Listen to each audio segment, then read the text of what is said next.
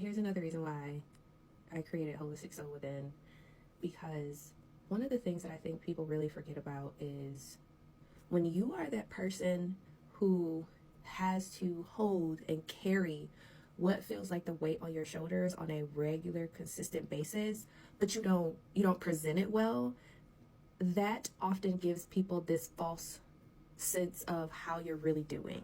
Now we can get into, hey, I've talked to you, I know how you're doing, everything's fine, but a lot of times that's not the case. And especially if you're in caring professions, you literally have to experience so much death, negativity, sadness, poor outcomes, insert all the things constantly, or you may be just really stressed with the job that you have. I'm just speaking from being in healthcare. And don't be single. Don't be single, because surely you have the capacity to do all the things and attend all the things and be there for everybody and never complain, even though you're utterly exhausted. You don't get that luxury to do any of those things. That you can't do that. And I find that when I do try to share that with family, they don't get it. I don't know. I don't necessarily think it's coming from a space of they don't care. I mean, some of them just don't care. That is the case. But I literally have to bear witness to what's going on in the world today. I have to be concerned about my safety when I don't have my friends around. I have to be concerned about my safety when I'm out walking my dog. My head is constantly on a swivel, not to mention having to operate in corporate spaces as a Black woman. There is that part too. And in school and wanting to run a business, and then making sure my mental health stays afloat, and the state of the economy, and being a single person in this economy, and not really having anyone say, hey, what you up to? Well, my best friend actually supports me quite a bit, but the quote unquote average person in my family has no idea what I'm doing. Not one. Not a teensy weensy tiny bit. And the assumption is often, well, you got it, or you can take care of it, or you're the strong one, or you can't break down, because if you like, I depend on your strength. And I'm like, I didn't ask to be in that position. You assume strength from me because you don't actually talk to me, and then you're surprised when I'm like, I don't care.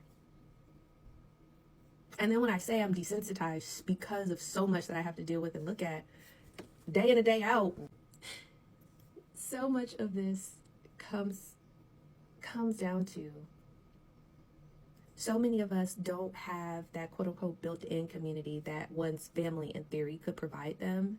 And I'm just kind of tired of it. And that also has really and truly informed how I interact with others, how I treat clients, and also why I read a lot, because a lot of people that I have been around growing up, like, trauma was never a thing. We never talked about it. Like, I would have conversations in therapy, but I never brought it back home, because what for? But this is why I have such a trauma-informed, grief-focused, human-centered approach to the things that I do, and why it's important to me to have an understanding of history, because with some aspects of life, when things make sense, it's great. I have relinquished control of trying to understand people, because quite frankly, that's not my job. And there are a whole lot of medical professionals that deal with that stuff, and I am grateful to them and for them. But I don't know, I might just be talking into the ether, and that's okay. But I know I'm not alone. And what I will say to anyone that's just like, I know I'm not crazy. You're not missing anything. It's not you. It is really hard when you are trying to break cycles and do things differently, when you've had no role model or no example or no outline. You just color it all outside of the lines, and you like, I might be able to do a little something. But it's really becoming clear to me that this part of my life is going to be abstract art. No, I did not have the lines to draw in. I didn't have no guidance, no templates, no color by number, no nothing. And I'm excited because I have an opportunity to live my life the way I want to? Do I ever get frustrated by having to process the fact that I have grown, and that's not always the case for everybody around me, especially people in my family? Yeah, that is frustrating. That hurts. But at the same time, I owe it to myself to take care of myself, and providing other Black women a safe place to land is something that I want to do. I've wanted to do it for a very long time.